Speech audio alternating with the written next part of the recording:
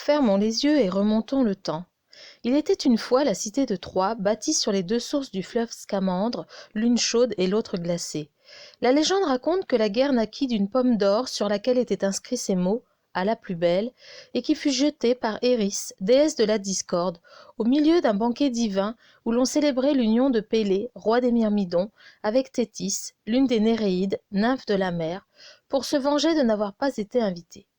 La pomme, destinée à la plus belle d'entre les déesses, fit aussitôt l'objet de toutes les convoitises. Craignant de fâcher celle qu'il ne choisirait pas, Zeus préféra confier le choix de la plus belle à la main innocente d'un mortel. Il chargea Hermès, le messager des dieux, de lui rapporter le plus beau mortel que la terre ait porté. C'est Paris, fils de Priam, roi de Troie, qui fut choisi. Après promesse de cadeaux de la part d'Athéna, déesse de la guerre, d'Héra, déesse du mariage, et d'Aphrodite, déesse de l'amour, il finit par tendre la pomme à cette dernière. En échange de cet hommage, Aphrodite assura sa protection à Paris et lui promit l'amour de la plus belle des mortelles, Hélène.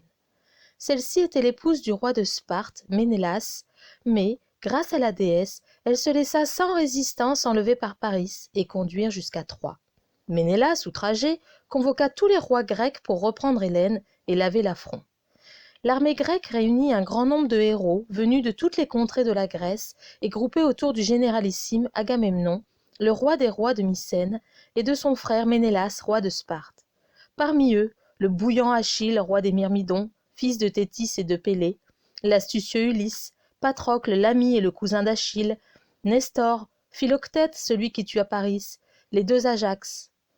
Lorsque les Troyens eurent refusé de rendre Hélène à Ménélas, les guerriers grecs rassemblèrent leurs 1000 vaisseaux dans la baie d'Aulis, une ville portuaire de Béotie, et entreprirent le siège de Troie.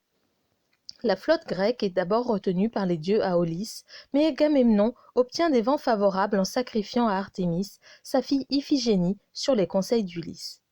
Les Grecs assiègent Troie pendant 10 ans. La ville, avec sa citadelle Pergame, est héroïquement défendue par les Troyens, et parmi eux, les 50 fils et les 50 gendres du vieux roi Priam, en tout, quelques 350 Troyens, Troyennes ou alliés de Troie. Au premier rang desquels combat Hector, fils de Priam, marié à Andromaque, sa fidèle épouse, fille du roi de Thèbes. Qui des Troyens ou des Grecs va l'emporter? Et qu'en disent les archéologues? Ces derniers pensent qu'une guerre a effectivement eu lieu sur le site de Troie vers 1225 avant notre ère. Schliemann fut le premier à fouiller la colline d'Hisarlik dans l'actuelle Turquie de 1870 à 1890 et découvrit 4 villes distinctes et successives sous la ville romaine d'Ilium. Les fouilles continuent aujourd'hui et 9 Troies construites les unes sur les autres puis détruites ont été découvertes. On ne peut cependant pas affirmer que l'une d'elles soit la Troie du roi Priam.